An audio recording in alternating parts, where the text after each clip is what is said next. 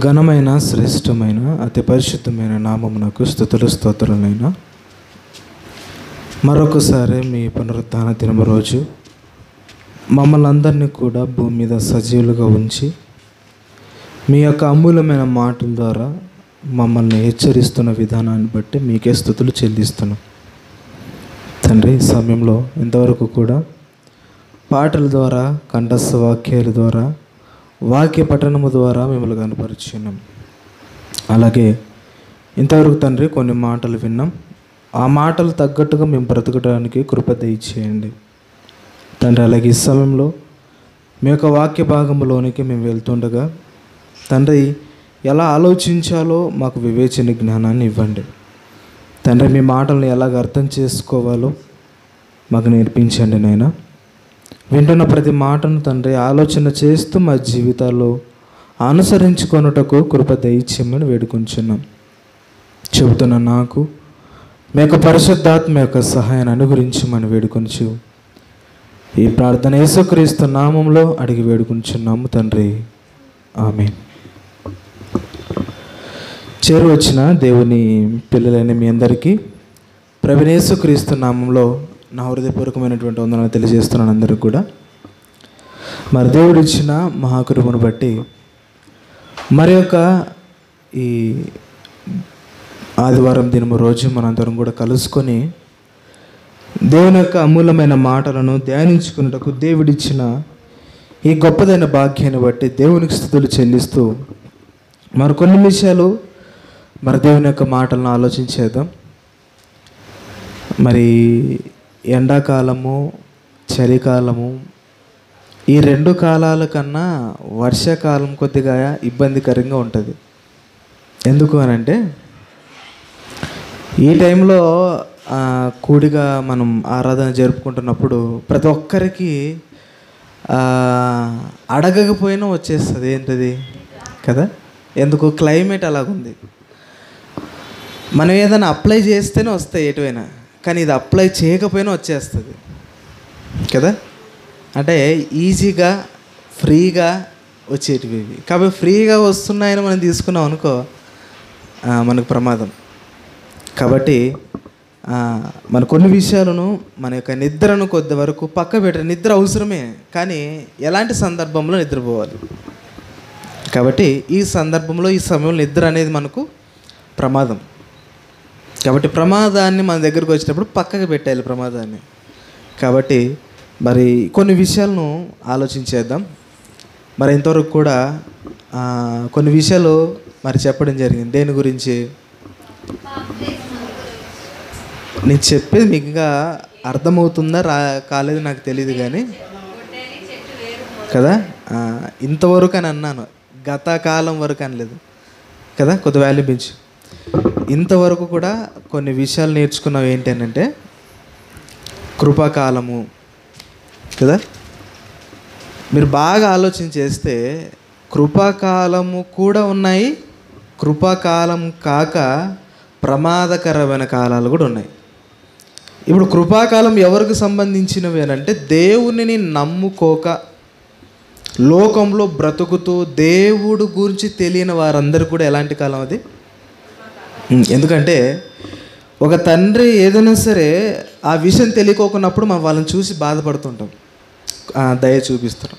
తెలిసి తప్పు చేస్తున్నాం అనుకో, అది కృప ఎలా అవుతుంది చెప్పండి కదా. కృపాకాలం కూడా ఇప్పుడు మనకుంది. తెలియని వారికి, తెలిసిన వారికి కృపాకాలం కాదు, అది శిక్ష. ఎందుకంటే మనకి ఏదైనా సరే ఒక వ్యక్తి తెలిసి చేస్తున్నాడంటే అతని మీద కృప, దయ ఏమైనా వస్తుంది చెప్పండి? రాదు. ఏమొస్తుంది? కోపము, బాధ, భయంకరమైన వచ్చేస్తాయి ఇవన్నీ కూడా. అది తెలియనప్పుడు కూడా ఏవి తెలియకోకుండా చేస్తున్నాడు అనుకో, మనం ఏమంటాం చెప్పండి? తెలియదులేండి అతనికి. మన ప్రార్థన కూడా రాని ప్రార్థన, వారి యొక్క ప్రార్థన దేవుడు ఏం చేస్తాడట? ఆలకిస్తాడు. అంటే దేవుని గురించి తెలియక మనం చేస్తున్నాం అనుకో, అది వేరే విషయం. తెలిసి మనం చేస్తున్నాం అనుకో, అది శిక్షాకాలం కదా. కొన్ని వచనాలు కూడా చూసుకున్నాం ఇంతవరకు కూడా. అన్నయ్య గారి సభ్యుల కాలంలో కూడా ఆ మైక్ తగ్గించే కొద్దిగా కొన్ని విషయాలు కూడా చూసుకున్నాం. ఎవరి గురించి? అన్నయ్య గారు, సభ్యుల గారు. వారిద్దరు ఏం చేశారు? పొలం అమ్మారు. ఫస్ట్ పైన ఇంతవరకు వచ్చిన వాళ్ళు ఒక మాట చూసుకున్నాం ఏంటంటే, భార్యకి ఎరుగకుండగానే భర్త, కానీ అక్కడ భార్య చూద్దాం మాటలు, ఆ మాటను చూసి మనం ముందుకు వెళ్దాం. ఎందుకనంటే చూద్దాం అపోస్తల కార్యములు 5వ అధ్యాయం. అపోస్తల కార్యములు 5వ అధ్యాయం 1వ వచనం నుంచి ఆలోచించేద్దాం.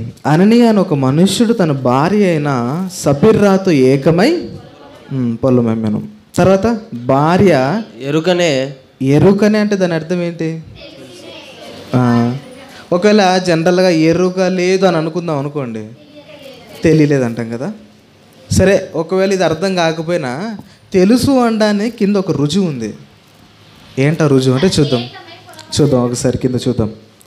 ఎన్నో వచనంలో ఉందనంటే 8వ వచనం నుంచి మనం చదువుకుంటూ వద్దాం, మనకు అర్థమైపోతుంది. అప్పుడు పేతురు మీరు ఆ భూమిని ఇంతకే అమ్మితిరా అని ఎవరితో అంటున్నారు? ఇప్పుడు ఎవరితో అంటున్నారు? పేతురు గారు భార్యతో అంటుంది. చూద్దాం కదా. భూమి ఇంతకైనా అమ్మితిరని నాతో చెప్పమని ఆమెను అడిగాను. అందుకు ఆమె అవును ఇంతకే అని చెప్పాను. తర్వాత అందుకు పేతురు ప్రభు యొక్క ఆత్మను శోధించుటకు మీరు అనన్నాడా, నీవు అనన్నాడా? అంటే ఆల్రెడీ కూడా ఇద్దరికి తెలుసు కదా, ఇద్దరికి తెలుసు.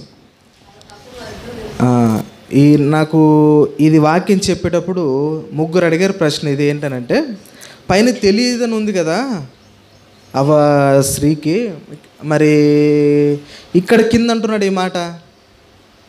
ఫస్ట్ అంటున్నాడు కదా, పైన అయితే ఈ వచనంలో ఇద్దరు కలిసి పాపం చేసినట్టుగా మనకు కనపడుతుంది. పైన అయితే మరి ఎరుగకుండగానే మరి భర్త తెచ్చాడే అనే విషయాన్ని కూడా చాలామంది అడిగారు. కానీ కిందకు వచ్చేసరికి ఇద్దరికి తెలుసు. ఇద్దరిని కలిపే మీరెందుకు మరి ఆత్మకు విరోధముగా అది చెప్తున్నాడు ఇక్కడ. ఏమని? శోధించుటకు మీరెందుకు పాపం చేయడానికి. యేసుక్రీస్తు వారి తర్వాత వచ్చిన శక్తి ఎవరు? పరిశుద్ధాత్మ దేవుడు. ఆ పరిశుద్ధాత్మ దేవుణ్ణి మోసపుచ్చటానికని మీరెందుకు ఏకీభవించారు? అంటే ఇద్దరికి మొత్తానికి, అంటే సంఘంలో ఉంటున్న వారికే అక్కడ ప్రమాదం ఎదురైంది. అంటే అక్కడ కృప అనేది ఉందా లేదా అని అంటే ఆల్రెడీ వాళ్ళకి అన్ని విషయాలు తెలుసు, సంఘంలో ఉన్న వారికి తెలుసు కనుకనే వాళ్ళకి ప్రమాదం ఎదురైంది. రైట్, మరి చదివబడిన మాటల్ని ఆలోచన చేస్తూ ముందుకు వెళ్దాం. అలాగే ఈరోజు మరి ఇంకో కొత్త విషయాన్ని మనం నేర్చుకుందాం. ఏంటంటే బాప్తిస్మం గురించి. బాప్తిస్మం గురించి నేను 3 మాటలు మీకు చెప్పాను. ఏంటి బాప్తిస్మం గురించి? బాప్తిస్మము అనగానే ఏంటి? బాప్తిస్మం అనగా ఏంటి? సమాధి చేయబడట. దాని అర్థం, దాని మీనింగ్. ఇది ఏ భాష నుంచి వచ్చింది? గ్రీకు భాషలో, హెబ్రీ కాదు, గ్రీకు భాషలో నుంచి తర్జుమా చేయబడింది. గ్రీకు భాషలో ఏమంటారు బాప్తిస్మంని? బాప్టిజో అని అంటారు కదా. హెబ్రీ నుంచి తర్వాత లాంగ్వేజ్ ఏంటి? ఇంగ్లీష్. బాప్టిజం అని అంటారు. తెలుగులోకి వచ్చేసరికి బాప్తిస్మము అని అంటారు. వీటికి 3 లాంగ్వేజ్ వేరే అయినప్పటికీ అర్థం అయితే ఒకటే. ఏంటి దాని అర్థం? ముంచుట లేదా పాతి పెట్టబడినట్టు, దాని మీనింగ్. ఇది బాప్తిస్మం ఏంటో మనకు అర్థమే కాదు, బైబిల్లో కూడా కొన్ని ఆధారాలతో మనం చూసుకున్నాం బాప్తిస్మం అంటే ఏంటి అని. అలాగే రెండవది ఏంటి? బాప్తిస్మము ఎందుకు తీసుకోవాలి అన్న క్వశ్చన్లతో మనం ప్రారంభించాం మొన్న వారం. ఎందుకు తీసుకోవాలి? మీకు 3 పాయింట్స్ అందులో చాలా విలువైనవి చెప్పాను. ఏంటి? మొదటిది వచ్చేసి పాప క్షమాపణ గురించి మనం బాప్తిసం తీసుకోవాలి. రెండవది మన రక్షణలోనికి రావాలి అని అంటే బాప్తిసం తీసుకోవాలి. మూడవది ఏంటి? పరిశుద్ధాత్మని వరమును మనం పొందుకోవాలి అని అంటే ఇవి కారణాలు బైబిల్లో. అంతేకాని వేరే కారణాలు బట్టి మనము బాప్తిసం తీసుకోకూడదు. మూడోది ఏంటి? నిన్న వారం చూసుకున్నది ఏంటంటే బాప్తిస్మము ఎలా తీసుకోవాలి, ఎలా తీసుకోవాలో మనం చూసుకున్నాం. నీళ్ళ ద్వారా చూసుకున్నాం కదా. లోకంలో అంటున్న ఎలా తీసుకోమంటున్నారు లోకస్తులు చాలామంది కూడా.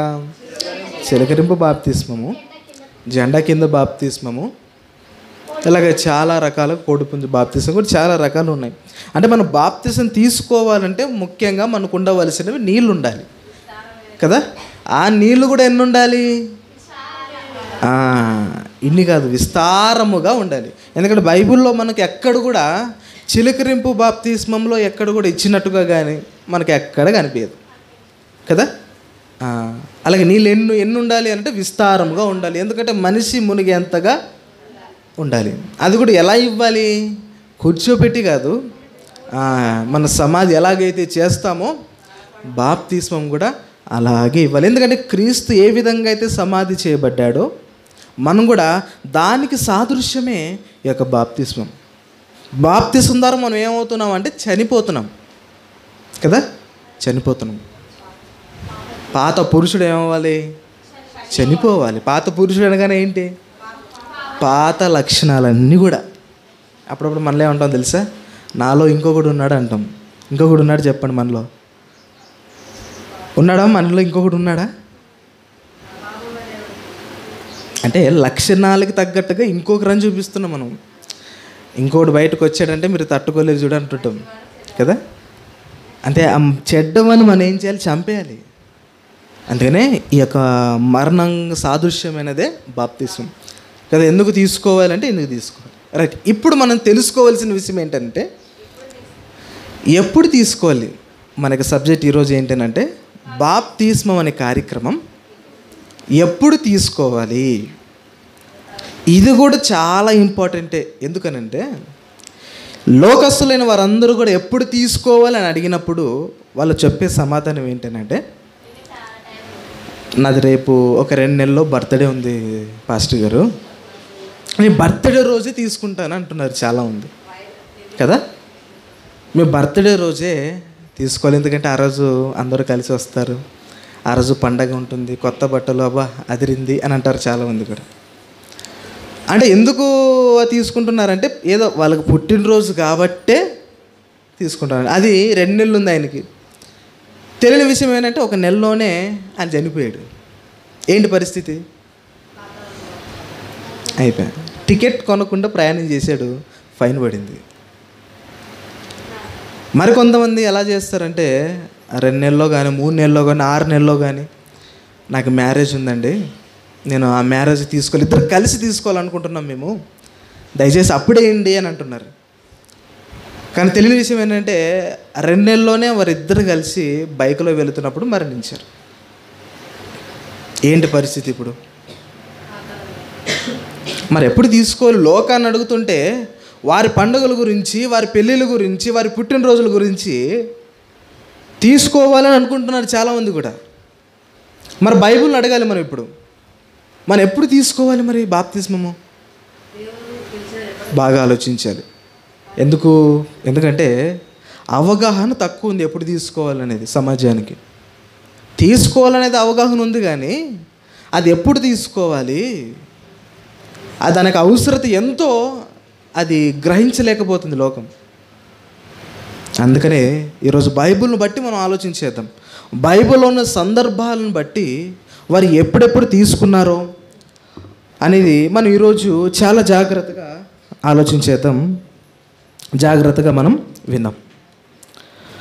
బైబిల్లో మనం నేటి వారంలో చూసుకుంటున్న ఒక సందర్భాన్ని మరలా ఆలోచించేద్దాం మనం. ఏంటంటే అపోస్తుల కార్యములు 8వ అధ్యాయం.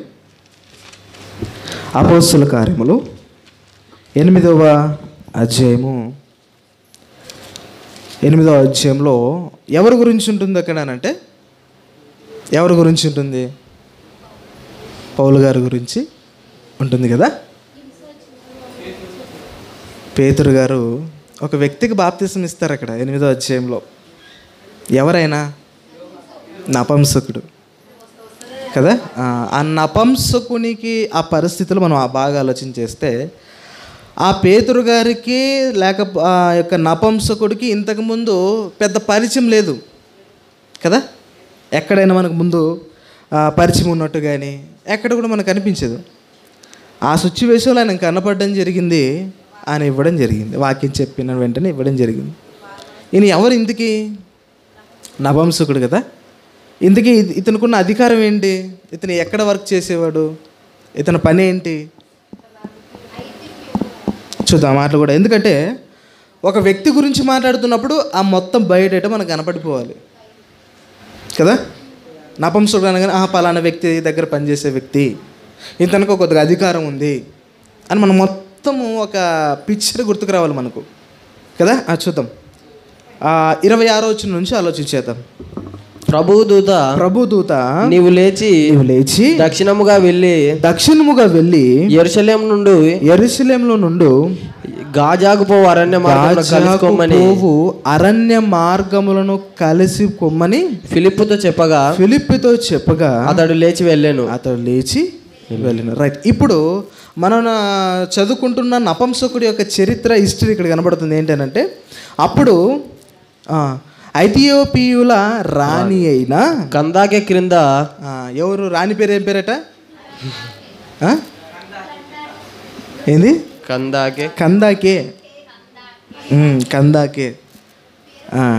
కందాకే క్రింద అనేది పేరు కాదు మరలా, ఓన్లీ కందాకే. ఎందుకంటే చాలామంది పేరు అనగానే కందాకే క్రింద అని అంటారు టక్కని, కానీ కందాకే ఆయన కింద, ఆవిడ కింద అని అర్థం కదా. ఎవరి గురించి మాట్లాడుకుంటున్నాం మనము? నపంసకుని గురించి మాట్లాడుతున్నాం కాబట్టి ఆయన గురించి మనకి ఇక్కడ ప్రస్తావన వచ్చింది. ఏంటంటే అప్పుడు ఐథియోపియుల రాణి అయిన కందాకే కింద మంత్రి అయి ఆమె యొక్క ధనాగారం అంతటి మీదనున్న ఐథియోపియుడైన నపంసకుడు ఆరాధించుటకు యెరూషలేమునకు ఎవరు వచ్చారు? నపంసకుడు వచ్చాడు. ఎక్కడికి వచ్చాడు? యెరూషలేముకి వచ్చాడు. ఎందుకు వచ్చాడు? ఆరాధించడానికి వచ్చాడు. చూద్దాం. అతడు తిరిగి వెళ్ళుచు తన రథం మీద కూర్చుండి ప్రవక్త అయిన యెషయా గ్రంథం చదువుచుండెను. ఆయన ఒక్కడేం చేస్తున్నాడు? యెషయా గ్రంథాన్ని అంటే మొత్తం కూడా కొద్దిగా ఈ నపంసకునికి చాలా విషయాలు తెలుసు ధర్మశాస్త్రం గురించి. ఎందుకనంటే తెలుసు కాబట్టే ఒక క్రమాన్ని పాటిస్తున్నాడు చూడండి కదా. తెలియకపోతే పెద్దగా పట్టించుకునేవాడు కాదు.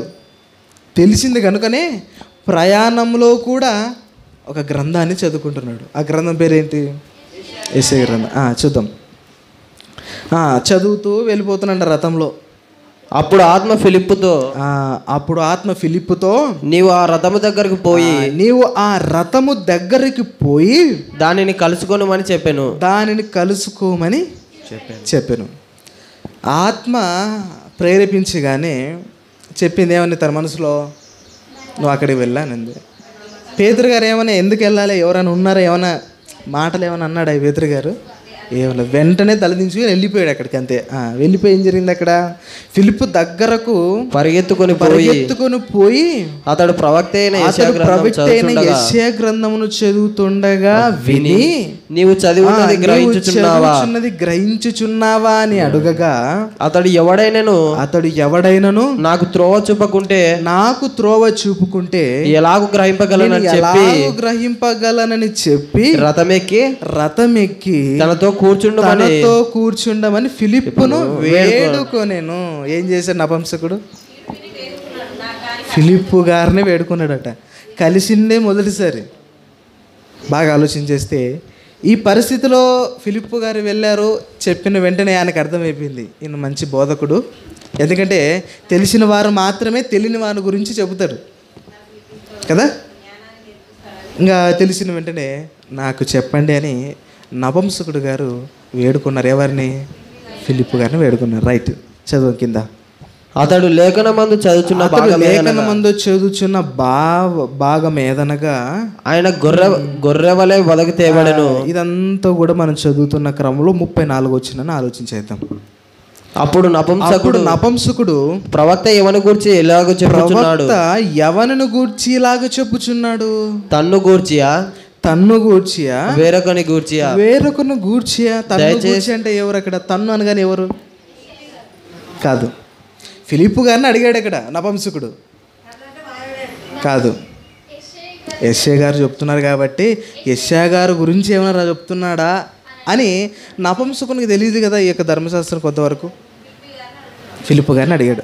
దాని గురించి ఏమైనా ప్రస్తావిస్తున్నాడంటే 35 అందుకు ఫిలిప్పు నోరు తెరిచి ఆ లేఖనములు అనుసరించి అతనికి యేసును గూర్చిన సువార్తను ప్రకటించాను. ఎవరి గురించి? ఆ గొర్రెపిల్ల అదంతా ఎవరి గురించి చెప్పడం జరిగింది యెషయా గ్రంథంలో? యేసుక్రీస్తు గురించి అని ఆయన గురించి ప్రస్తావన జరిగింది. Right, okay. ఇదంతా సువార్త ప్రకటించాడు కదా. సువార్త ప్రకటించిన తర్వాత వెంటనే ఆయన ఏం చేశాడు? బాప్తిస్మము తీసుకోవడం జరిగింది. ఏమన్నా ఫిలిప్పు గారు వెంటనే, నువ్వు ఇంకా ఇప్పుడే కదా వాక్యం విన్నావు, ఇంకా కొన్ని రోజుల తర్వాత నా దగ్గరే ఉండు, నీకు వాక్యం నేర్పించి మరి బాప్తిస్మం ఇస్తానని ఏమైనా టయాన్ని ఏమైనా పొడిగించాడు అక్కడ? ఏం చేయలేదు. చూద్దాం మాటలు కూడా. అతను యేసును కూర్చొని సువార్తను ప్రకటించిన వారు త్రోవలో, ఇంకా అది జరుగుతుంది ప్రస్తావన. యెషయా గ్రంథం గురించి అందులో ఉన్న ముఖ్యమైన భాగాన్నే ఫిలిప్పు గారు ఎత్తుకుని మాట్లాడుతున్నారు అక్కడ.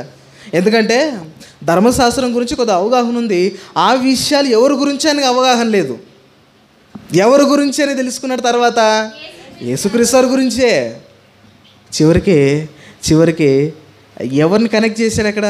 యేసుక్రీస్తు గురించి మాట్లాడు. ఎందుకంటే ధర్మశాస్త్రం అంతటిలో అందరూ కూడా ఎక్కువగా యెహోవా గురించి తెలుసు, ఆత్మ గురించి తెలుసు, కానీ యేసుక్రీస్తు గురించి అందరికీ తక్కువ అవగాహన ఉందండి. అందుకనే ఆది యేసుక్రీస్తు గురించి రాయబడిన ఆయన ఆ యొక్క పట్టిక, ఆ యొక్క గ్రంథంలో యేసుక్రీస్తు గురించి పూర్తిగా తెలియదు నపుంసకుడికి. అందుకనే ప్రస్తావన వచ్చింది.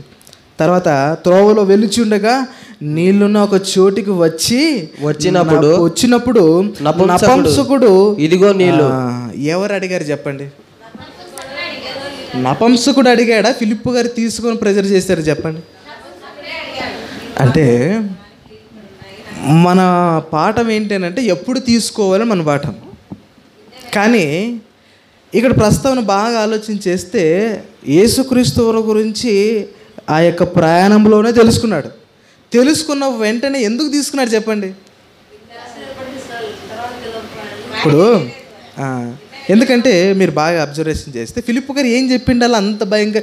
ఇప్పుడు ఏదైనా సరే ముందు ప్రమాదకరమైనది ఉందని తెలిసినప్పుడు వెంటనే ఇటు దిగిపోతాం మనం. ప్రమాదం గురించి ఒక వ్యక్తి చెప్పింటేనే కదా దిగాలి మనం. కానీ ఫిలిప్పు గారికి ఏం చెప్పిండాలి అక్కడ? ఇప్పుడు యెషయా గ్రంథం మాత్రమే కాదు చెప్పిండేది ఇక్కడ, యేసుక్రీస్తు గురించి చెప్పారు. ఇంకా ఏ విధంగా చెప్పింటేనైనా తొందరపడి బాప్తిసం తీసుకున్నారు చెప్పండి?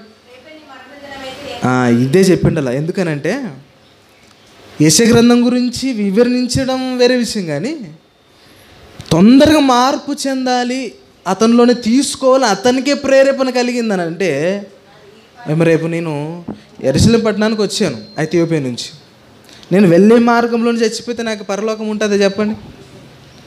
భయంకరమైన మాటలు ఫిలిప్పు గారు చెప్పిండొచ్చు, ఎందుకంటే చెప్పలేం. అందుకని బైబిల్లో కూడా నేడే రక్షణ దినం, తడువు చేయడు ఎందుకు, తొందరగా నువ్వు బాప్తిసం తీసుకో. కానీ ఫిలిప్పు గారు చెప్పలేదు, కానీ తీసుకోమని నపుంసకునికి ఆటోమేటిక్గా కలిగింది, అర్థమైపోయింది.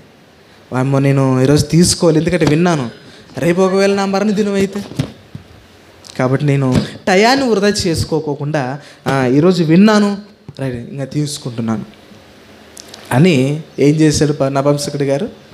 వెంటనే తీసుకున్నాడు. అంటే ఈ ప్రస్తావన మనం బాగా ఆలోచన చేసినప్పుడు మనం ఆలోచించాలి ఏంటంటే బాప్తిసం ఎప్పుడు తీసుకోవాలని మనం ఆలోచన చేస్తున్నప్పుడు వాక్యాన్ని తెలుసుకున్న వెంటనే తీసుకోవాలి. నెగ్లెక్ట్ చేసామనుకోండి మనకే ప్రమాదం. ఎందుకనంటే తర్వాత తీసుకుంటానని పండుగ వస్తుంది కాబట్టి, జనవరి 1 వస్తుంది కాబట్టి, డిసెంబర్ 31 నేను తీసుకుంటాను అని కొంతమంది, కొంతమంది ఎలాగైతే ఆ దైవ సేవకునితో నేను తీసుకుంటాను ఇలా వాయిదాలు చేసుకున్నాం అనుకోండి. ఎందుకంటే సేఫ్ జోన్లో లేము. బాప్తిజం తీసుకునక ముందు మనము ప్రమాదంలో ఉన్నాం, సేఫ్ జోన్లో లేము. రేడియేషన్ గురించి మీకు తెలుసా? రేడియేషన్ విన్నారు ఈ పదం ఎప్పుడైనా మీరు? ఈ రేడియేషన్ ఏంటనంటే ఎక్కడెక్కడైనా ఊర్లో పక్క దేశాల్లో ఎక్కువ బాంబులు వేస్తుంటారు కదా, ఆ న్యూక్లియరేషన్ బాంబు అంటూ ఒకటి ఉంటుంది, ప్రమాదకరమైన బాంబు అది కదా. అది పడిన ప్రదేశాలన్నిటిలో కూడా ఆ పొలాలు కానీ అవన్నీ కూడా ఆ సిచ్యువేషన్ పడిన తర్వాత అక్కడ ఒక్క మొలక కూడా ఎత్తదు. ఎన్ని మీరు నీళ్ళు పోసి ఎంత చేసినా సరే అక్కడ మొలక అంటూ ఎత్తదు. ఎందుకు? అక్కడంటూ ఒక గాలి ఎంత ఏమేంటదంటే కలుషితమైపోయి ప్రమాదకరమైన రేడియేషన్ అంటూ ఉంటుంది అక్కడ. ఎందుకంటే అక్కడ మీరు అందులో ఆ ప్లేస్లో మీరు ప్రవేశించారంటే ఏమవుతుందో తెలుసా? వెంటనే మీకు కళ్ళు మండిపోయి బాడీ అంతా ఇచ్చింగ్ అయిపోయి మొత్తం వెంటనే 1 గంట 2 గంటలు చచ్చిపోతారు మీరు. ఎందుకు? ఆ రేడియేషన్, ఆ ప్రాంతం అనేది కూడా అంత ప్రమాదకరం. అలాగే ఎంత ప్రమాదకరమో రేడియేషన్ అంటే ఇప్పుడు కూడా చాలా ప్రాంతాలు, 1 ఊరు 2 ఊర్లు, పెద్ద ఊర్లే మొత్తం ఖాళీ చేసి వెళ్ళిపోయారండి. అసలుకి నెట్లో మీరు పెట్టి చూస్తే రేడియేషన్ వల్ల మరి ఎన్నో ఊర్లు నాశనం అయిపోయి చనిపోయిన వారు చాలామంది యూట్యూబ్లో కనబడతారు మనకు నెట్లో. ఈ రేడియేషన్ చాలా ప్రమాదకరం. ఆ ఊర్లో ఉన్నా కూడా మనకి ఏమవుతుందో తెలుసా? మనం కూడా చచ్చిపోతాం వెంటనే. అందుకని ఆ ఊరు నుంచి ఖాళీ చేస్తారు గవర్నమెంట్. అంటే ఆ ఊర్లో ఉంటేనే మనం సేఫ్ జోన్లో ఉన్నామా? చచ్చిపోతాం. అంటే సేఫ్ జోన్ అంటూ మనకు అక్కలేదు. సేఫ్ జోన్ ఉండాలంటే ఆ ఊరిని విడిచి మనం వెళ్ళిపోవాలి. అలాగే మనం బాప్తిసం తీసుకోలేదు అనుకోండి, మనం కూడా ఎక్కడున్నామో తెలుసా? ప్రమాదకరమైన ప్రదేశం, టైమింగ్ మనలో. చెడు దినములు అంటాం కదా చాలామంది, అవి కాదు చెడు దినములు. ఏంటి? మనము రక్షణలో కొనసాగక ముందు, అంటే బాప్తిసం తీసుకొనక ముందు అవన్నీ కూడా ప్రమాదకరమైన దినాలే మనకు. ఎప్పుడైతే బాప్తిసం తీసుకుంటామో అప్పుడు మనకు ఒక సేఫ్ ప్లేస్లో మనం ఉంటాం. కాబట్టి ఈ సందర్భం ద్వారా మనం ఏం నేర్చుకున్నాం? ఒక విషయాన్ని అంటే ఎప్పుడు తీసుకోవాలని నేర్చుకున్నాం ఇక్కడ? వెంటనే. అంటే సందర్భంలో మనం బాగా ఆలోచించాలి. తెలుసుకున్న వెంటనే బాగా ఆలోచించేస్తే ఇక్కడ ఆయనకే ప్రేరేమింపబడిందా లేకపోతే ఫిలిప్పు గారు ఏమైనా ప్రెజర్ చేశాడా? మొదటిది ఏంటి నేర్చుకోవాలంటే మనము తీసుకునే వాళ్ళని చెప్పడం మన బాధ్యత. అంతవరకే. ప్రెజర్ చేయకూడదు. నువ్వు ఇదే రోజు నువ్వు తీసుకో, ఆ రోజు ఎట్లా మీకు పెళ్లి రోజు ఉంది కదా, ఆ రోజు తీసుకో. ఎలాగా 31st వస్తుంది, ఆ రోజు మంచి పాస్టర్కి వస్తారైనా తీసుకో. ఇలా మనము ఆ రోజే డిపెండెడ్ మనం ప్రెజర్ చేయకూడదు. తీసుకునే వాళ్ళే అనుకోవాలి నేను తీసుకోవాలి. ఎందుకంటే ఒప్పుకోవాలి కదా. నువ్వు ఇస్తున్నావు అని అంటే అది చెల్లని బాప్తిసం. ఎందుకనంటే బాప్తిసం తీసుకోనక ముందు నువ్వు చేయవలసినవి కొన్ని ఉన్నాయి. వినాలి, విశ్వసించాలి, తర్వాత మారు మనసు మనం పొందుకోవాలి, తర్వాత ముఖ్యముగా ఒప్పుకోవాలి. మనం దేవుని పట్ల చేసినవన్నీ కూడా ఒప్పుకుంటేనే మనం బాప్తిసం తీసుకోవాలి. అందుకనే పెళ్ళికి చాలామంది ఇస్తుంటారు కదా. ఆవిడ తీసుకున్న వాళ్ళు ఏమనుకుంటున్నారు? మా తల్లిదండ్రులు చెప్తున్నారు కదా ఈ బాప్తిసం అంటే ఏంటి అంటే వాళ్ళకి తెలీదు. పక్క వాళ్ళు చెప్తారు ఏం కాదు మునుగొచ్చేయడం అంతే అంటారు కదా. పెళ్ళి గురించి బాప్తిసం తీసుకున్నా, బర్త్డేని బాప్తిసం తీసుకున్నా చెల్లదు. నువ్వు ఎలాంటి మనస్తత్వం నువ్వు తీసుకోవాలంటే నేను రక్షింపబడాలి, నా ఆత్మ రక్షింపబడాలి, కాబట్టి ఇంకా లేట్ చేయకూడదు అని నపంసకుడు ఏ విధంగా అయితే మరి కళ్ళు తెరుచుకొని బాప్తిసం తీసుకున్నాడో మనం కూడా తెలుసుకొని తీసుకోవాలి కదా. ఒక పాయింట్ మనకు కనపడుతుంది, ఎప్పుడు తీసుకోవాలో మనకంటూ దేవుడు ఒక చక్కటి ప్రస్తావనని ఇక్కడ మనకు తేలిపడడం జరిగింది. అలాగే బైబిల్లో ఇంకొక సందర్భం కూడా కనపడుతుంది మనకి ఎప్పుడు తీసుకున్నారు అనేది. చూద్దాం, ప్రస్తావన కూడా చూద్దాం. అపోస్తుల కార్యములు 16వ అధ్యాయం. అపోస్తుల కార్యములు 16వ అధ్యాయం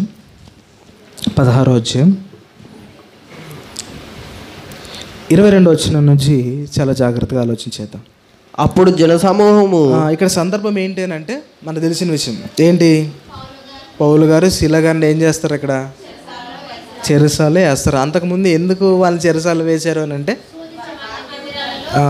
ముఖ్యంగా అక్కడ ముఖ్యమైన పాయింట్ ఏంటంటే స్వార్థ చెబుతున్నారు అదొక ఎత్తు.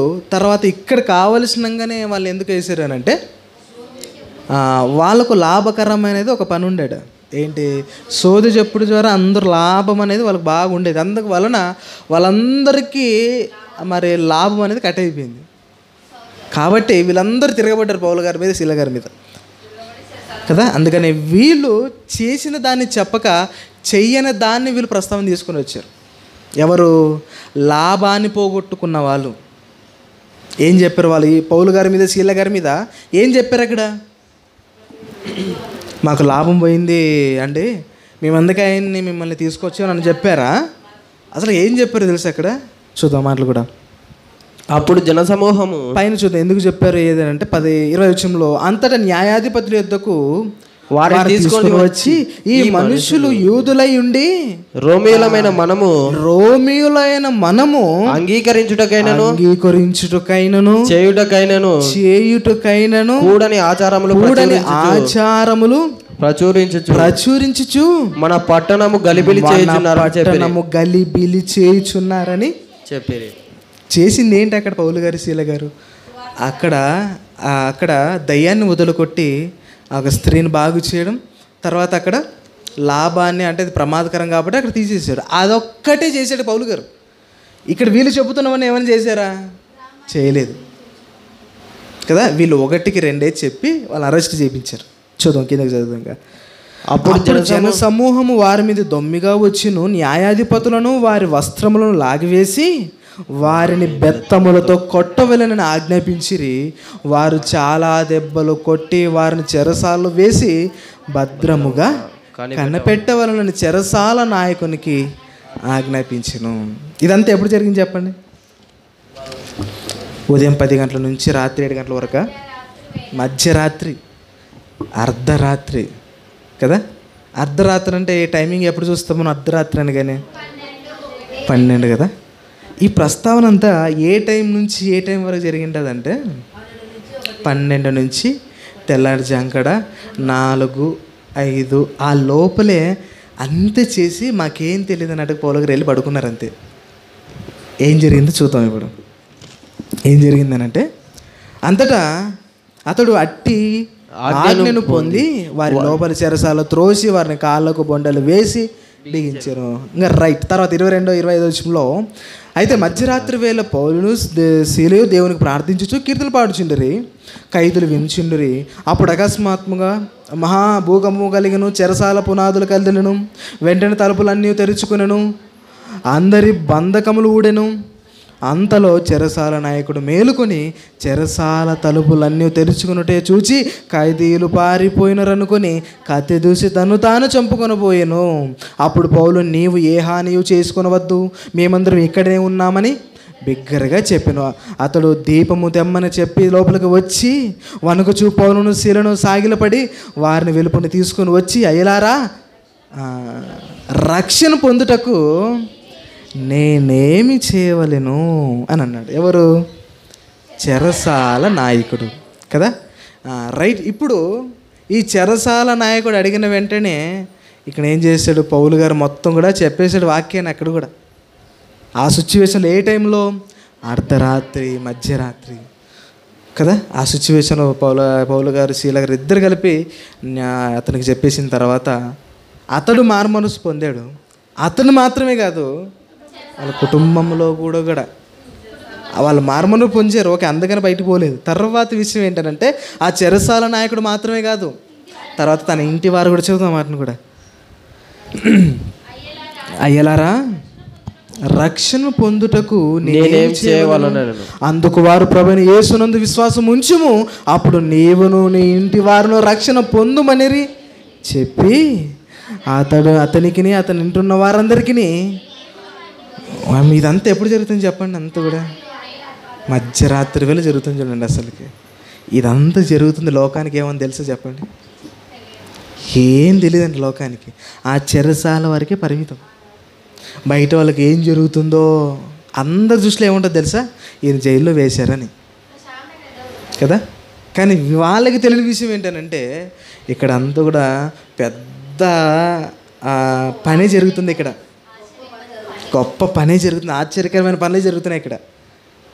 ఆయన మారాడు, అతనితో పాటు తన కుటుంబాన్ని కూడా మార్చుకోవాలి. రైట్, విన్నాను కదా, రైట్, బాగానే సర్లే. తర్వాత తీసుకుందామని వీళ్ళేమైనా నాయకులైన వారు వారి కుటుంబం అంతా కూడా వాయిదేమని వేశారు చెప్పండి. బాప్తిసం తీసుకున్న టైం కూడా రేపు తీసుకోలేదు, ఎల్లుడు తీసుకోలేదు, ఆ రోజు రాత్రి తీసుకున్నారు. ఎందుకు అంత తొందర చెప్పండి? వీళ్ళు కూడా ఏం చెప్పిండల్లా, ఈ వీళ్ళు కుటుంబం అంతా కూడా భయపడి, చెరసాల నాయకుడు కూడా భయపడినాడు, వెంటనే తీసుకున్నాడు. అంటే దాని అర్థం ఏంటి? పౌలు గారు ఏం చెప్పిండాలనంటే, జాగ్రత్త, మేము ఈరోజు రాత్రే ఉంటాం, అంతవరకే. రేపు వస్తుంది మాకు బయలు ఉంటే ఇప్పుడు జైల్లో ఉంటాం మేము. రేపు ఒకవేళ నాకు వస్తుంది బయలు, లేకపోతే మేము వెళ్ళిపోతాం. కాబట్టి మేము ఉన్నప్పుడే మీరు బాప్టిజం తీసుకోండి. ఎందుకంటే మీరు వెళ్ళిపోయిన తర్వాత మీకు ఛాన్స్ అంటూ దొరకదు. ఇక మాకు బయలు వచ్చిందా మీకు దొరకం ఇక. కాబట్టి మీరు రక్షణ పొందాలంటే ఇదే అనుకూలిస్తాం, మీరు పొందండి. లేకపోతే మీరు వాయిదా వేశారనుకో మీకు ప్రమాదం. కాబట్టి ఇవన్నీ విషయాలు చెప్పగానే ఈయన రక్షణ పొందడం మాత్రమే కాదు, తన కుటుంబాన్ని కూడా తీసుకొని వచ్చి రక్షణ పొందించాడు. ఏ పరిస్థితులు ఇస్తున్నాడు తెలిసేది అంతా కూడా. రాత్రి రైట్ ఓకే, కానీ ఆయనకేమైనా ఆరోగ్యంగా బాగుండి హ్యాపీగా ఉన్నాడు ఆయన.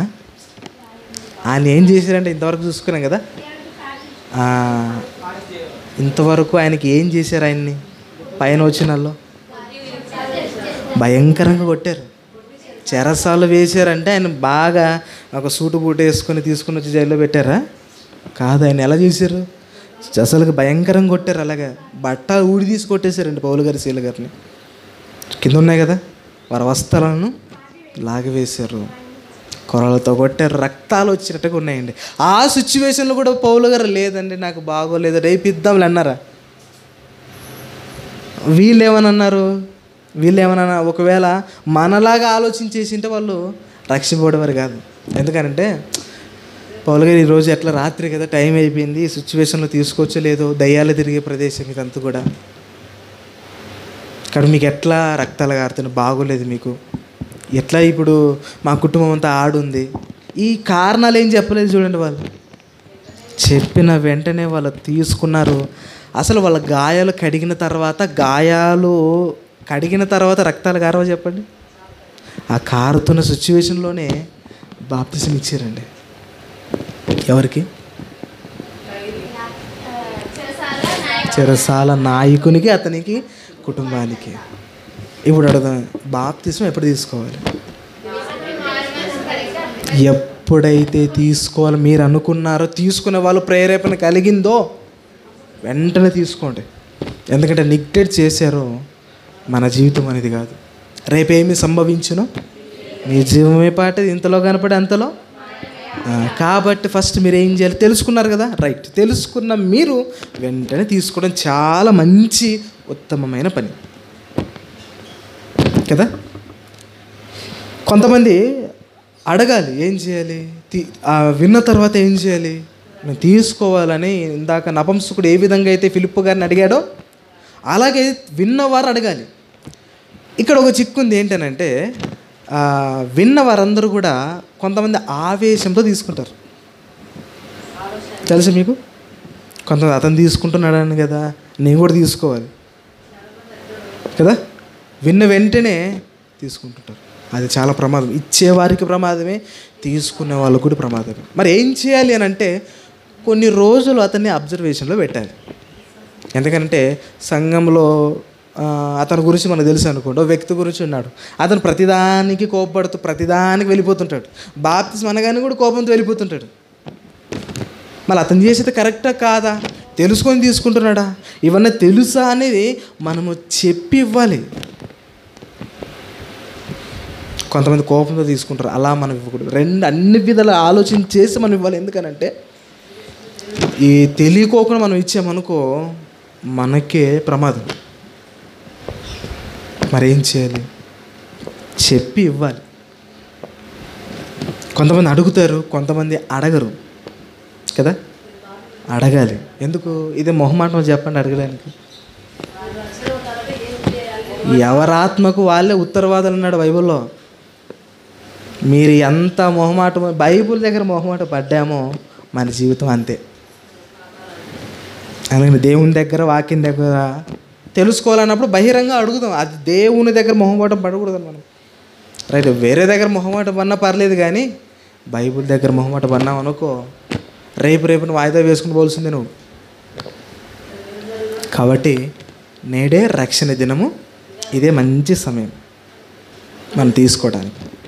అంతేగాని కాబట్టి ఎప్పుడు తీసుకోవాలని మనం బైబిల్ని అడిగినప్పుడు, బైబిల్లో ఉన్న విషయాలు 2 సందర్భాలు చూసుకున్నప్పుడు వారి ప్రస్తావనలు జరిగిన విషయం ఏంటంటే వెంటనే తీసుకున్నారు, టయాన్ని వృధా చేయలేదు. ఎందుకనంటే టయాన్ని వృధా చేసినా సరే మనకే ప్రమాదం. మరొక విషయం ఏంటంటే మనం చేసే పని దేవుని లెక్కలో కౌంటింగ్లో రావాలి అనన్నా బాప్స కార్యక్రమం నుంచే. కాబట్టి మనం రక్షణ తీసుకొని మీరు చేస్తే కొద్దిగా లెక్కల్లోనూ ఉంటుంది అది. ఎందుకంటే అప్పుడే కదా మీలోకి పరిశుద్ధాత్మ దేవుడు వచ్చేస్తాడు. అప్పుడే కదా మొత్తం టికెట్ తీసుకుని ప్రయాణం ఎక్కుతావు. మొత్తం కూడా ఒక సిస్టమేటిక్తో ఉంటుంది బైబిల్. అందుకని ఎప్పుడు తీసుకోవాలనగానే బైబిల్ చెబుతుంది, నువ్వు తెలుసుకున్న వెంటనే మనము తీసుకోవాలి, రక్షణలో మనం కొనసాగించాలి.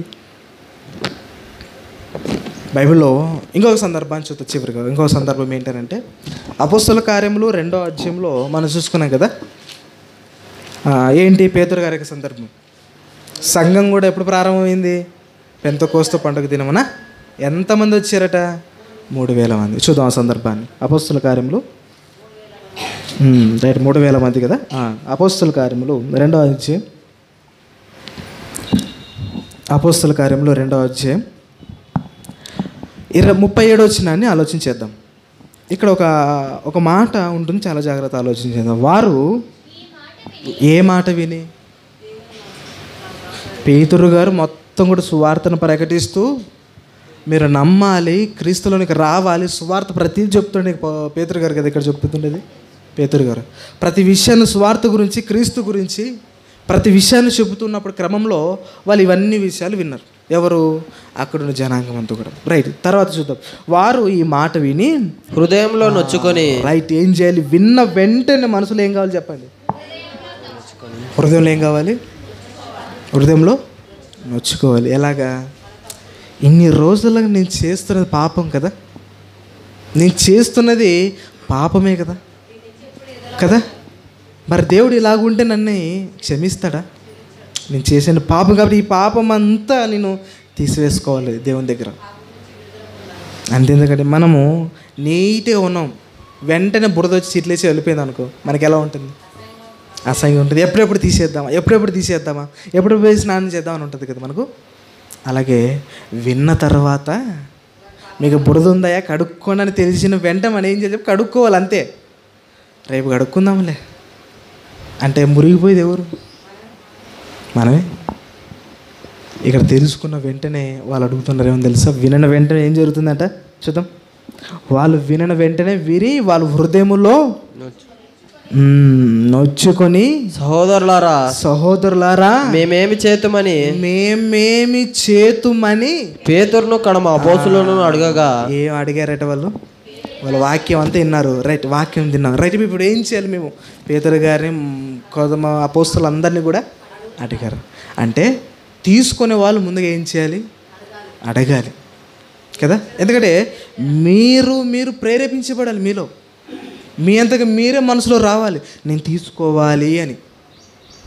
అంతేగాని ఒకరు చెప్పితే మీరు తీసుకున్నారనుకో, అది సరైనది కాదు. ఎందుకంటే మీరు ఒప్పుకోవాలి కదా. ఫస్ట్ ఏం చెప్పబడింది అక్కడ? పశ్చాత్తాపడాలి, వేడుకోవాలి, ఒప్పుకోవాలి, తన మనసులో నొచ్చుకోవాలి. నిన్న రోజులు చేసేదంత తప్పే కదా అని ఎప్పుడు తెలుసుకుంటే ఈ విషయాలన్నీ కూడా అని అంటే తెలుసుకున్న విషయాలు చెప్పినప్పుడు మనం తెలుసుకుంటాం ఏమని? ఇన్ని రోజులు చేసేవన్నీ కూడా సరైన మార్గం కాదు, నీదంతా చేసేదంతా కూడా తప్పే. నిన్ను ఆ శుభ విషయంలో కానీ, ఆలోచన విషయంలో కానీ, చేతల పూర్వకంగా కానీ ప్రతిదీ కూడా మేము పాపం అనే బురద అంటించుకున్నాం ఇప్పుడు. కాబట్టి వెంటనే నేను ఏం చేయాలి? ఇప్పుడు మేము ఏం చేయాలి? బురద మాకు అంటకైంది పేదరు గారు, మేము ఏం చేయాలన్నప్పుడు పేతురు గారు చెప్తున్నారు. ఇప్పుడు ఏమంటున్నాడు?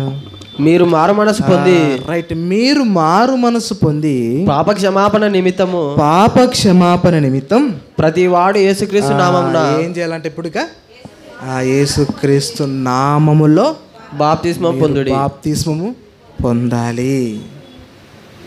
రైట్ కదా. ఇప్పుడు ఈ 3 సందర్భాలు మనం బాగా ఆలోచన చేస్తే, ఇప్పుడు మిమ్మల్ని అడుగుతాను, ఎప్పుడు తీసుకోవాలి? తెలుసుకున్న వెంటనే తీసుకోవడం మీకు ప్రేరేపణ కలుగుతుంది ఆటోమేటిక్గా, తీసుకోవాలి అని కదా. ఎందుకంటే నీ దొంగ అని మాకు బైబిల్ ఎన్నో సందర్భాలు కనబడుతుంది. అక్కడ ఏంటంటే పక్క దొంగ ఏం చేశాడు? పశ్చాత్తాపడ్డాడు. అక్కడ పడ్డాడు కనుక రక్షణ పొందాడు. ఆయన బాప్తిసం తీసుకోలేదు కదండి అంటే ఏంటి అర్థం? ఇక ఆయన తీసుకోలేదు, కానీ పక్కనే అధికారిగా ఉన్నాడు కదా, ఆయన పక్కన పెట్టుకొని ఇక ఏంటి కదా, పరిస్థితి కూడా లేదు కదా అక్కడ కదా, సిచ్యువేషన్ లేదు కాబట్టి ఆయన రక్షింపబడ్డాడు. అంటే అక్కడ ఏం జరిగింది? ఆయన పశ్చాత్తాపడ్డాడు. పేతురు గారు కూడా ఏం చేశాడు? 3 సార్లు అబద్ధం ఆడతాం అన్నప్పుడు, లేదు ప్రభా నీ గురించి చావనేని చేస్తాం కానీ తర్వాత జరిగినదే అదే. ఏం జరిగింది? 3 సార్లు ఆయన అబద్ధం ఆడాడు. ఇంకా తెలిసిపోయింది దానికి, యేసుక్రీస్తు ఏం చెబితే జరిగిందే కాబట్టి నేను అసలు యేసుక్రీస్తు వారిని నాకు తెలియదు అన్నాను అని తెలుసుకొని ఎవరు? పేతురు గారు మొత్తం పశ్చాత్తాపడి బాధపడతాడండి కదా. యేసుక్రీస్తు వారు భూమి మీద నుంచి వెళ్ళిపోయిన తర్వాత నుంచి మీరు అపోస్తులైన వారు చూస్తే ఆ రూట్ వేరు. అపోస్తులైన వారు యేసుక్రీస్తు వారు ఉన్నప్పుడు రూట్ వేరు. అపోస్తులు యేసుక్రీస్తు చనిపోయిన తర్వాత తిరిగి లేచి వెళ్ళిపోయిన తర్వాత వారు రూట్ వేరు, మొత్తం చేంజ్ అయిపోతుందండి అలాగే కదా. ఇతను ఎవరు? ఇతను ఒక భక్తుడు ఏం చేస్తారంటే గాయాలు వెళ్ళి చూస్తే తోమ గారు, ఆయన కూడా ఏం చేస్తారంటే తర్వాత పశ్చాత్తాపడతాడు. అనవసరంగా ఎవరిని అనుమానించింది నేను యేసుక్రీస్తు అనే కదా అని బాధతో పశ్చాత్తాపడి ఆయన మరలా ఒప్పుకుంటాడు. పశ్చాత్తాప కంపల్సరీగా మనం ఏం చేయాలి? పడాలి. పడిన వెంటనే నెక్స్ట్ వచ్చే ఆలోచన ఏంటి తెలుసా? నేను ఏం చేయాలి ఇప్పుడు అని కదా. డబ్బులు నీకు 1,00,000 రూపాయలు చేతిలోకి ఇచ్చిన తర్వాత అడిగే క్వశ్చన్ ఏంటి? ఏం చేయాలి ఇప్పుడు నేను ఇది? అలాగే డబ్బు మన దగ్గర రాలేదు చెప్పండి. డబ్బు అంటే ఏంటి? వాక్యం. వాక్యం మన చేతిలోకి వచ్చింది. ఇప్పుడు నువ్వేం చేయాలి? రైట్, వెంటనే నువ్వు బాప్తిసం తీసుకో, తర్వాత కార్యక్రమం ఉంటుంది కదా. కాబట్టి బైబిల్లో మనం బాగా ఆలోచించే చాలా సందర్భాలు మన బైబిల్లో ఉన్నాయి.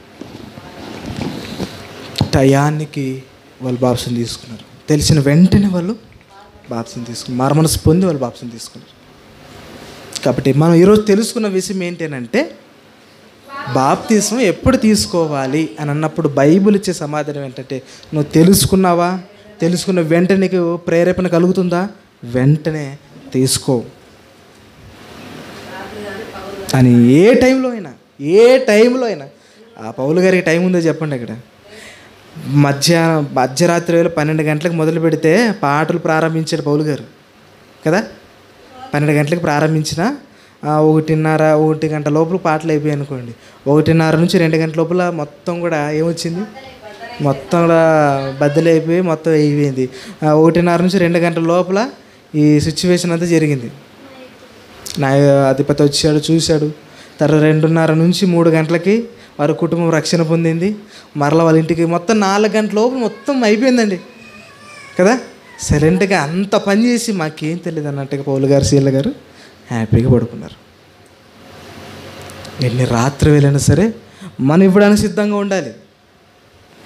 అంతేగాని ఎవరైనా వ్యక్తి వచ్చి మన దగ్గర అడిగారండి, దైవశాఖలు మీరు ఉన్నారు కదా, నాకు బాప్తిసం అని అడిగినప్పుడు మీరు ఏం చేయాలి చెప్పండి? వెంటనే ఇవ్వడానికి వెళ్ళిపోవాలి. అంతేగాని నైట్ ఎందుకు, రేపు ఇద్దాంలే, టైం ఉంది కదా ఇంకా అని అడగకూడదు. మనం కొద్దిగా అతని గురించి తెలుసు కాబట్టి మనం అనాలి. ఎలాగా తెలిసిన తర్వాత కొన్ని విషయాలు ఉంటాయి. ఎలాగా అతి ప్రతిదానికి తొందరపడుతుంటాడు ఆ వ్యక్తి మనకు తెలుసు కదా. అతని గురించి మనం ఏం చేయాలి? ఇవ్వకోకుండా నీకు ఎంతవరకు తెలుసు దేవుని గురించి మనం అడిగి ఇవ్వాలి. మన బాధ్యత అది, మన బాధ్యత. తొందరపడే వాళ్ళకి మనం ఇచ్చామో చనిపోయిన తర్వాత తీర్పు రోజు ఒకటి ఉంటుంది, మనం నిలబడాలి అప్పుడు కదా. బోధకులకు ఉంటుంది. కాబట్టి ఎందుకనంటే చాలా జాగ్రత్తగా ఇవ్వాలి, ఇచ్చేవారికి కూడా జాగ్రత్త ఇవ్వాలి. కాబట్టి ఈరోజు తెలుసుకున్న మాటలు ఏంటంటే మనం ఎప్పుడు తీసుకోవాలి కదా, విన్న వెంటనే, ప్రేరేపణ కలిగిన వెంటనే, అవకాశం ఉన్న వెంటనే, అక్కడ నీళ్ళు కనపడినాయి దిగిపోయాడు వెళ్ళిపోయాడు అంతే. అంతవరకు ఏం ఆలోచన లేదు. చూడండి నపుంసకుడి గారికి నీళ్ళు ఉన్నాయి, పేతురు గారు రైట్, ఫిలిప్పు గారు వెంటనే నీళ్ళు ఉన్నాయి దిగి తీసుకున్నారు, రైట్ ఓకే అన్నాడు పేతురు గారు. అంతే, ఏం మాట్లాడలేదు. ఇద్దరు రెడీగా ఉన్నారు చూడండి తీసుకోవడానికి కదా. ఇక్కడ సిద్ధంగా ఉండాలి, ఇచ్చేవారు సిద్ధంగా ఉండాలి, తీసుకునేవారు కూడా ఎల్లప్పుడూ కూడా సిద్ధంగా ఉండాలి. ఎందుకనంటే బాప్తిస్మం అనేది చాలా అవసరం, అత్యవసరం, అవసరం కాదు కానీ అత్యవసరం. కానీ బాప్తిస్మం తీసుకునే వాళ్ళు ఎందులో ఉన్నారు? ప్రమాదంలో ఉన్నారు. కాబట్టి తొందరపడాలి. ఎందుకంటే అననీయ గారు అపోస్తలుడైన పౌలు గారి దగ్గర కూడా ఏమంటారు? తడువు చేయడం ఎందుకు, వెంటనే బాప్తిస్మం తీసుకో కదా. కాబట్టి మనం తడువు చేస్తున్నామా, టైర్ని మనమే వృధా చేసుకుంటున్నాం. కాబట్టి తెలిసిన వెంటనే మనం తీసుకోవడానికి ముందడుగు వేయాలి. అంటే ఈ రోజుతో బాప్తిస్మం ఎందుకు తీసుకోవాలి అనే విషయం అయిపోయిన తర్వాత ఎప్పుడు తీసుకోవాలనే విషయం మనకంటూ ఒక క్లారిఫికేషన్ వచ్చిందా? అంతకు అర్థమైంది ఎప్పుడు తీసుకోవాలో. ఇప్పుడు రేపు మీకు చెప్పబోయే పాఠం ఏంటంటే చిన్న పిల్లలకు ఇవ్వచ్చా ఇవ్వకూడదా అనే విషయాన్ని రేపు వారం మనము చూసుకుందాం. రైట్, తెలుసుకున్న విషయాలను, విన్న విషయాలు మన హృదయంలో భద్రం చేసుకొని అలా బ్రతుకుటకు మనం ఆలోచించి. ఎన్ని అంశాలు అయిపోయినాయి? అంశం ఒకటే అయినప్పటికీ అంశంలో ఉన్న పాయింట్స్ వచ్చేసి 4 తెలుసుకున్నవే. ఇంకా 4, 5 కొన్ని ఉన్నాయి, అవి కూడా మీకు 5వ దానికి వెయిటింగ్. రైట్, కళ్ళు మూసుకొని ప్రార్థన చేసుకుందాం. పరలోకమందున్న మా కన్న తండ్రి, మీ యొక్క ఘనమైన, శ్రేష్టమైన, అతి పరిశుద్ధమైన నామమునకు స్తుతులనైనా తండ్రి. ఇంతవరకు కూడా మీ మాటలు తండ్రి ధ్యానించాం తండ్రి. బాప్తిస్మం ఎంత అవసరమో మాకు బైబిల్లో మాకు వివరించారు. అంతని బట్టి మీకు స్తోత్రాలు చెల్లిస్తున్నాం తండ్రి. ఈరోజు విన్న మాటలు తండ్రి మా హృదయమైన పలక మీద రాసుకొని ఎల్లప్పుడూ తండ్రి ధ్యానిస్తూ మేము తెలుసుకొని నేను ఇతరులు కూడా తెలిసేటట్టుగా మీకు చెప్పడానికి కృప దయచేయమని ఈ ప్రార్థన యేసుక్రీస్తు నామములో అడిగి వేడుకుంటున్నాం తండ్రి. ఆమేన్.